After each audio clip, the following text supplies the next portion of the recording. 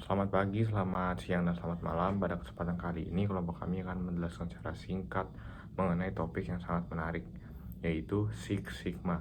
Sebenarnya apa sih itu Six Sigma? Six Sigma adalah suatu metode yang memiliki fokus untuk meningkatkan kualitas sehingga dapat membantu suatu organisasi, usaha, atau bisnis dalam menghasilkan produk dan layanan yang lebih baik, lebih cepat, dan murah. Dalam Six Sigma terdapat suatu metode, yaitu metode DMAIC. Nah, metode DMAIC itu adalah metode dalam ruang lingkup Six Sigma yang digunakan untuk menyelesaikan masalah dan meningkatkan hasil yang sudah dibetulkan dengan mengimprove terus-menerus. Nah, metode DMAIC ini terdiri dari beberapa tahapan, lebih tepatnya ada 5 tahapan sesuai dengan singkatannya. Yang pertama ada define, measure, analysis, improve, dan yang terakhir adalah control.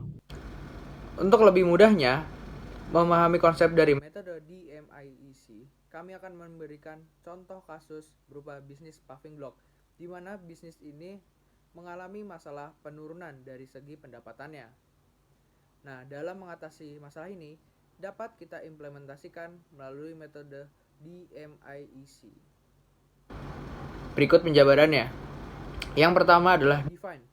Define sendiri itu adalah lebih berfokus ya untuk mengidentifikasikan akar utama dari suatu masalah. Nah, dari kasus yang kita bicarakan, dari penurunan penjualan paving block itu sendiri dikarenakannya banyak pekerasan jalan yang menggunakan produk kita tetapi rusak, sehingga konsumen, supplier, atau investor enggan membeli produk kita lagi. Yang kedua adalah measure. Measure yang dimaksud di sini adalah pengumpulan data-data yang gagal.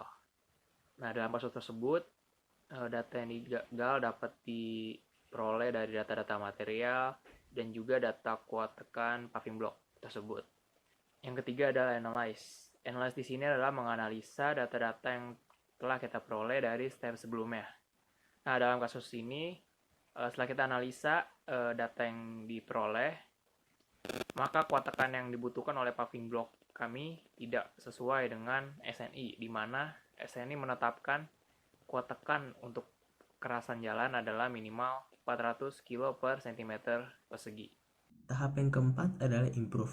Maksud dari improve di sini adalah untuk melakukan tindakan perbaikan terhadap permasalahan yang telah diidentifikasi dengan melakukan pengujian dan percobaan untuk dapat mengoptimalkan solusi dalam menyelesaikan permasalahan yang dialami. Dari kasus di atas, improvisasi dapat dilakukan dengan menghitung proporsi material hingga mencapai kuat tekan sesuai dengan SNI, sehingga tidak dapat terjadi beberapa fraktur atau kerusakan terhadap perkerasan jalan yang menggunakan paving block tersebut. Jadi, improvisasi dalam masalah ini adalah menghitung proporsi material hingga kuat tekan minimal sesuai standar. Dan tahap yang terakhir yaitu adalah kontrol. Maksud dari kontrol di sini adalah mempertahankan perubahan yang dibuat dalam fase improve.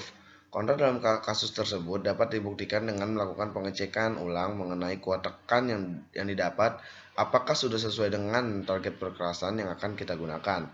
Karena setiap pengaplikasian paving block, baik ini untuk jalanan umum di kompleks, perkerasan parkir, atau jogging track, dan lain-lainnya itu memerlukan minimal syarat kuat tekan yang berbeda. Dan apabila salah satu perkiraan atau berakibat kerusakan pada perkerasan yang kita tuju untuk digunakan. Jadi dapat disimpulkan bahwa kasus di atas dalam bentuk metode DMAIC, define sendiri dari masalah ini adalah banyak jalan yang rusak akibat paving block tersebut.